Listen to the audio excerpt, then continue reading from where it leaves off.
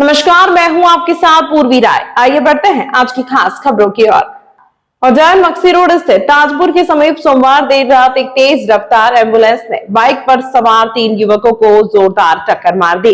यह हादसा इतना भीषण था कि 18 वर्षीय समीर शाह पिता आरिफ शाह निवासी 20 लाख खेड़ी इंदौर की मौके पर ही दर्दनाक मौत हो गई, जबकि ताजपुर निवासी 2 अन्य युवक गंभीर रूप से घायल हो गए। परिजनों ने बताया कि तीनों युवक अपने गांव से शाजापुर दादा की वारसी के कार्यक्रम में शामिल होकर लौट रहे थे। कार्यक्रम के बाद वे ताजपुर अपनी बहन के घर जा रहे थे। इसी दौरान ताजपुर चौपाटी के पास सामने से आ रही एम्बुलेंस ने लापरवाही पूर्वक बाइक को टक्कर मार दी। हादसे के बाद मौके पर अफरा तफरी मच गई। सूचना मिलने पर पवासा थाना पुलिस मौके पर पहुंची और घायलों को तत्काल चरक अस्पताल पहुंचाया गया। प्राथमिक उपचार के बाद उनकी गंभीर हालत को देखते हुए उन्हें निजी अस्पताल रेफर किया गया। हैरानी की बात यह रही कि हादसे के बाद एम्बुलेंस चालक वाहन को मौके पर छोड़कर फरार हो गया। पुलिस ने एम्बुलेंस को जब्त कर लिया है और फरार चालक की तलाश की जा रही है। मृतक समीर शाह का पोस्टमार्टम मंगलवार सुबह कराया गया, जिसके बाद शव परिजनों को सौंप दिया गया। ये बिसनखेड़ा का रहने वाला है। बिसनखेड़ा जिला उज्जैन, जिला इंदौर। वहाँ से गया था शाजापुर दादा के यहाँ, दादा की बरसी थी तो क्या है कार्यक्रम में गया था दादा के हरफे में। वहाँ से ताजपुर आ गया था बहन के यहाँ पर। बोले रात की रात यहीं ताजपुर रुकेंगे, ताजपुर से भी घर चले जाएंगे सुबह। तो अचानक वहाँ की जगह ताजपुर चौपाटी पे एक्सीडेंट हो गया। गाड़ी है एम्बुलेंस, ये एम्बुलेंस वाले ठोक दिया। तो ये समीर तो स्पॉट हो गया, 2 घायल है। 2 के पकड़ गए, दोनों के विचार हो गए। वो अस्पताल में है, प्राइवेट में, और ये इस पार्ट पे खत्म हो गया। ये 3 थे और हादसा मुझे पता नहीं। वो तो ये जा रहा था एम्बुलेंस आई और बताते हैं कि एम्बुलेंस वाला मार के करके पक गया, हाथ भी नहीं आया। वहाँ पर कुछ लोग थे चौपाटी पे चाय पीना नाश्ता करने वाले, आने जाने वाले, उन्होंने पकड़ा उसे, तब चला गया वो तो गाड़ी वाला। गाड़ी कौन सी एम्बुलेंस थी? ये शाजापुर जिला की बता रहा है गाड़ी, शाजापुर जिला की गाड़ी बता रहा है। समीर बिसनखेड़े का रहने वाला। क्या उम्र? ये 17 साल। क्या काम करता है? ये सरी वरी का करता, मजदूरी वगैरह। आपका नाम बताइए। मोहम्मद शरीफ नाम मेरा। थाना कौन सा? यहाँ उज्जैन शिवनगंज थाना।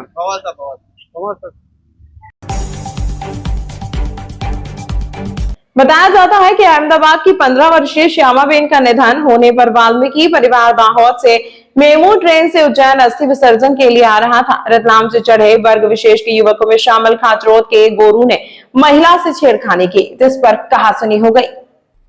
गोरू ने खाचरोद में सूचना दी तो कई लोग खाचरोद रेलवे स्टेशन पहुंचे और ट्रेन के पहुंचते ही वाल्मीकि परिवार की महिला शाहिसाबेन, सपनापति कमलेश, कल्पनापति राहुल सहित अन्य के साथ जमकर मारपीट की। जैसे ही ट्रेन चली तो युवक भागने लगे, जिस पर यात्रियों ने कुछ युवकों को पकड़ लिया और नागदा में जीआरपी ने उतारा। सूचना पर अमजद लाल जीआरपी युवकों से मिलने पहुंचे तो कहासुनी बढ़ गई, जिसके बाद वाल्मीकि समाज के लोग स्टेशन के अंदर, प्लेटफॉर्म पर तो वर्ग विशेष के लोग बाहर एकत्रित हो गए। चारों थानों की पुलिस मामले को संभालने में लगी रही। रात तक भीड़ बनी हुई थी। इसके बाद भीड़ को हटाने के लिए पुलिस ने हल्का बल प्रयोग किया, जिसके बाद हालात काबू में आए। कल रात में जीआरपी थाने से नागदा से सूचना आई कि ट्रेन में 2 पक्षों के बीच में विवाद हुआ है, जिसके संबंध में जीआरपी पे, क्योंकि ट्रेन जीआरपी रतलाम की तरफ से आ रही थी तो जीआरपी रतलाम में मामला दर्ज किया गया। 0 पे यहाँ कायमी कराई गई। उसमें 6 आरोपियों को, बच्ची की तरफ से जो एफआईआर दर्ज की गई थी उसमें 6 आरोपियों को एक पक्ष के गिरफ्तार किया गया। उसके पश्चात दोनों समुदाय के लोग जीआरपी थाने पर इकट्ठे हुए और जिसमें एक पक्ष ने बाहर कुछ उपद्रव करने का प्रयास किया तो मौजूद बल ने लाठीचार्ज करते हुए, हल्का बल का प्रयोग करते हुए उनको तत्काल डिस्पर्स किया। अभी स्थिति बिल्कुल सामान्य है। कल रात भर हमारे एडिशनल एसपी एसडीओपी खाचरोद और करीब 7 थानों का बल लगातार पेट्रोलिंग करता रहा। आज भी हमने करीब 200 का जो फोर्स है वो यहाँ पर डिप्लॉय कर रखा है। दोनों पक्षों से हम लोग बातचीत में हैं। जो जीआरपी के सीसीटीवी कैमरे हैं वो जीआरपी पुलिस देख रही है और आगरे में बेचना के लिए जो पूरी केस डायरी है ये रतलाम जीआरपी को स्थानांतरित की जाएगी। सर, आप लगातार इस मामले में स्थिति पर नजर बनाए हुए हैं, किस तरह से आपको लगता है आगे इस पूरे मामले में शांति बनी रहने वाली है या क्या आपको इसमें आगे, और क्या लगता है कि शहर के अंदर माहौल शांत रहे इसके लिए किस तरह की व्यवस्थाएं जो है, क्योंकि आप बताया फोर्स तो लगाई हुई है, और इसके अलावा और क्या व्यवस्थाएं पुलिस के द्वारा की गई हैं? हम सभी लोग यहाँ पर देर रात से ही मौजूद हैं। सभी पक्षों से हम लगातार संपर्क में हैं। जिनके द्वारा बदमाशी की गई है उन सभी के विरुद्ध एफआईआर दर्ज की गई है। मैं आप सभी से अनुरोध करना चाहूंगा, किसी प्रकार की अफवाह का ध्यान ना दें। जीआरपी और रतलाम पुलिस लगातार सारे सीसीटीवी फुटेज को खंगाल रही है। हम सभी टेक्निकल सहायता और जो उपलब्ध संसाधन है वो सभी उनको उपलब्ध कराए गए। जो लोग इसमें षड्यंत्र में शामिल होंगे या जिनके द्वारा ये घटना की गई है उन सभी को आरोपी बनाया जाकर शीघ्र गिरफ्तार किया जाएगा। 7 लोगों को ऑलरेडी हम लोगों ने हिरासत में लिया है, जिनको माननीय न्यायालय में पेश किया जाएगा और उनकी पुलिस रिमांड ली जाएगी। सर, पीड़ित पक्ष का कहना है कि रतलाम से ये लोग चढ़े थे, तो आरोपी कहाँ के रहने वाले, नागदा के, खासरोद के या रतलाम के? ये आरोपी जो है ये रतलाम से चले थे, परंतु नागदा के ही रहने वाले हैं।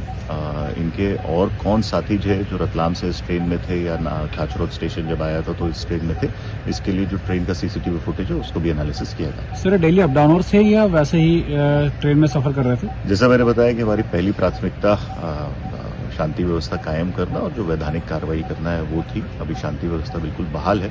अभी सभी 7 आरोपियों से हम लोग पूछताछ करेंगे और उसके बाद स्थिति को स्पष्ट कर। सर, अंतिम सवाल, ये जो आरोपी हैं, कोई इनका आपराधिक पृष्ठभूमि पता चली है? मैंने पुनः दोहराना चाहूंगा कि जैसा मैंने बताया कि सबसे पहले हमारा प्रयास रहता है कि शांति व्यवस्था कायम हो, सामान्य जनजीवन जिस तरह से चलता है वैसा चले।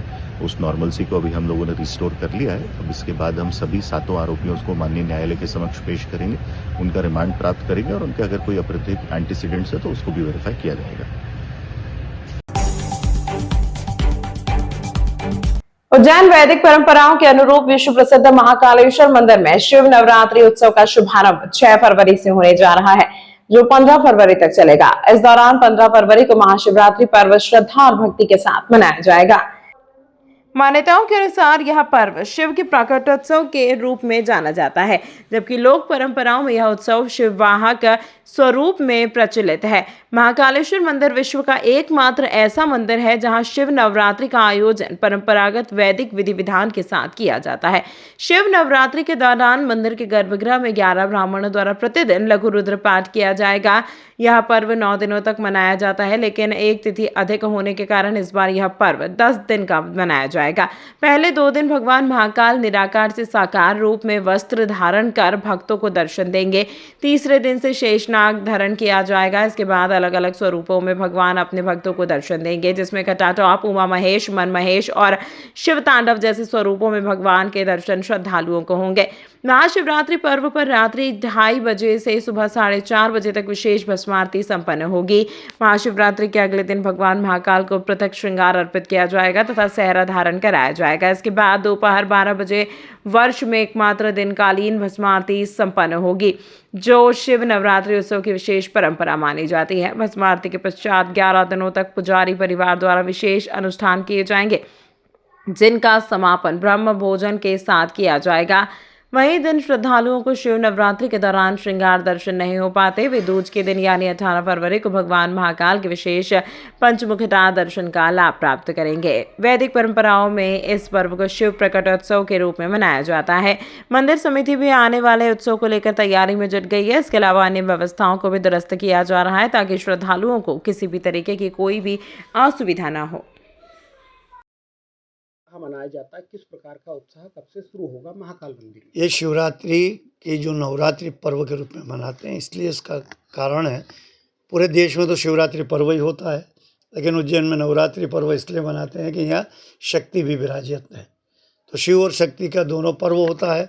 माता जी का भी 9 दिन का उत्सव होता है, इसलिए पिता महाकाल का भी 9 दिन का उत्सव होता है। ये पंचमी से प्रारंभ होता है और पंचमी से प्रारंभ होकर त्रयोदशी, 14 और अमावस्या तक ये पर्व चलता है।